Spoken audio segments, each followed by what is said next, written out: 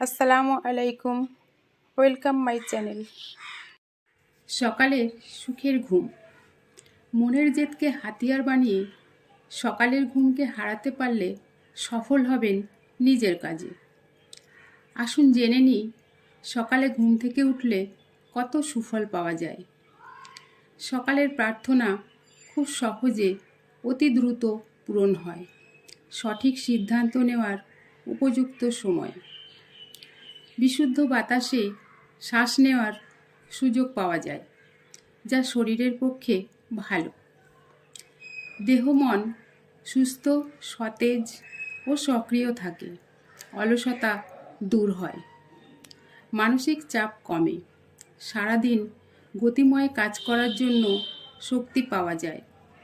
ছাত্রছাত্রীরা পড়াশোনায় মনোযোগী হতে পারে।